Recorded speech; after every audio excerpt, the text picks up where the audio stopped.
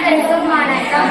என் பெயர் காதன்யா. பெரம்பலூர் மாவட்டம் லாடபுரம் கிராமத்தில் அரசு ஆதி திராவிட நல உயர்நிலைப் பள்ளியில் 8ஆம் வகுப்பு படிக்கிறேன். என் பெயர் மூர்த்திகா.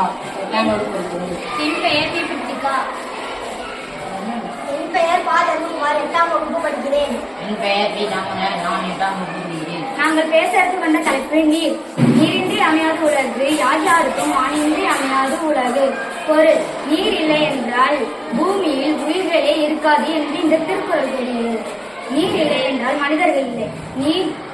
நீர் ஆறுகள் ஏரிகளில் நிரம்பி மக்களை காக்கிறது. மழை பொழிந்து மக்களை பாதுகாக்கிறது.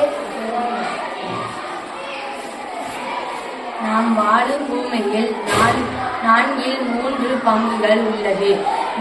திடநிலை, திரவநிலை மற்றும் வாயு நிலை ஆகிய மூன்று நீரில் உள்ளது. பிற உயிரினங்களின் போல உயிர் வாழும் நீர் நிலம் அவசியமாக உள்ளன.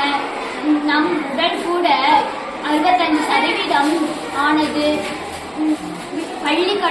பள்ளிக்கூடம் கட்டவோ, வீடு கட்டவோ, கோயில் கட்டவோ பயன்படுகிறது.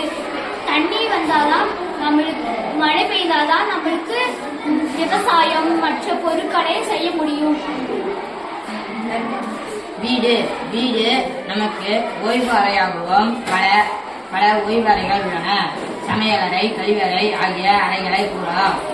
வீட்டை சுற்றி கிணறு, செடி, மரங்கள் ஆகியவற்றை காண முடியும்.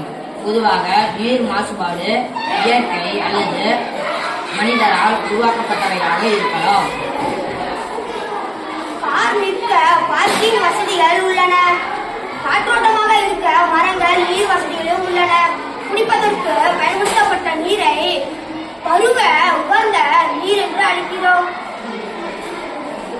இதிலிருந்து தண்ணீரை சேகரித்து ஃபில்டர் டேங்கில் சுத்திகரிக்கப்பட்ட தண்ணீராக தொட்டியில் சேகரிக்கப்பட்டு நாம் எப்பொழுதும் பயன்படுத்தும் தண்ணீர் கிடைக்கிறது.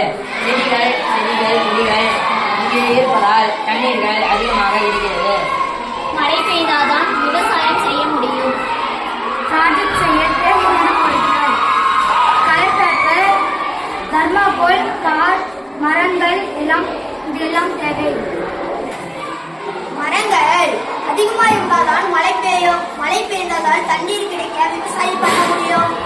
அப்பதான் தண்ணீர் இருக்கும் பொழுது நம்மளுக்கு உணவு கிடைக்கும். மற்ற மக்களுக்கு உணவுகள் தேவைப்படும்.